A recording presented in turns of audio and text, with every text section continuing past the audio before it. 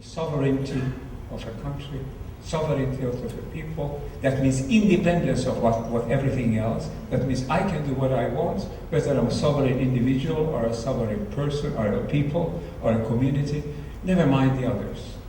This has got to change because together we are sovereign. We are sovereign as part of the biosphere. The biosphere is the sovereign of which we are a part, basically. So we've got to develop a set of other beliefs, and these beliefs, they are familiar to IONS because it has this, what I've summarized here, has been based on an ION survey of a couple of years ago, moving our beliefs to a whole different level. Moving from just from knowing to consciousness, moving toward a collective sovereignty, moving toward thinking in terms of living systems and not mechanical systems. These are basic beliefs, and we are already developing them. We have got to developing them more. All through the history, we have had these big bifurcations, and they have brought about changes in civilization. They were civilizational changes, basically, shifts. In the Stone Age, we had mythological civilizations. The whole world was alive. Everything had a significance. We are very, very much part of it.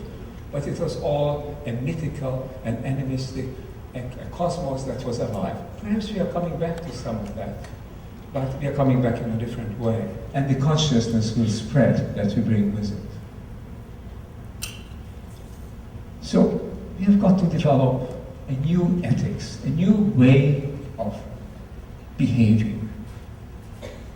Egocentric ethics has been with humanity, and to some extent it will remain, but it mustn't be dominant. Egocentric ethics means I am responsible for myself. What I do is basically to represent my own interest. And if I do well for myself, I have this hope, perhaps, pious hope, although not even too much emphasis to it, that I might do well to my other members of the family and community. To this has come sociocentric ethics, ethics centered on a community. First small communities, a village, then a nation state or a city state, then a larger unit in the archaic times, even empires. Then for the past 350 years or so, the nation state. That is the context of our society to which we feel responsible. Today, we have got to move beyond that, and we feel members of the human community. We must feel responsible for all people. Only then will we behave fairly. Only then we can be entered into a dialogue instead of confrontation. Then came ecocentric ethics. Said, our top responsibility, according to ecocentric ethics, is to nature. We mustn't destroy nature, we must scale back if necessary, but we must basically live in harmony with nature. Very true, but the two things are not in competition. To do well for humanity, it means doing well for nature. Nature is our vital habitat on this earth. Whatever we do impacts on the rest of the earth. And if we keep this spaceship in good order, then we can grow ourselves. So we have got to integrate all these elements.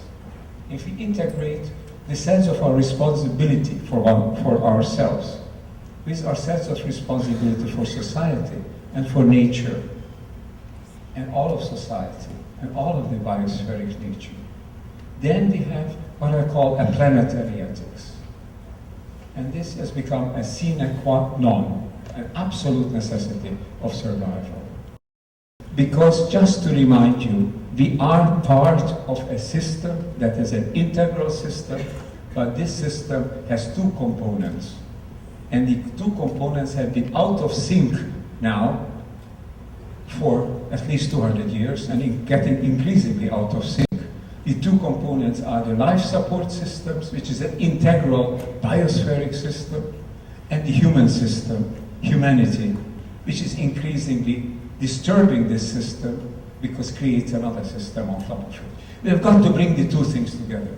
That's when we can live on planet Earth. But I believe that it's a crisis that does not have technological solutions. it has cultural solutions, spiritual solutions. The solutions lie on the level of consciousness. We can heal by shifting our consciousness. We need to heal because the planet, in a metaphorical way, is coming apart at the seams. Humanity is coming apart. Nature is coming apart. We've got to put it together, and naturally it is together. As a natural system, it is integral, it is whole. We must stop disturbing it. We must act like we were part of it. No problem in doing that, because there are solutions. There are institutional solutions, there are political, economic, social solutions. There are technologies that we can use. We don't need to go back to live in the wilderness.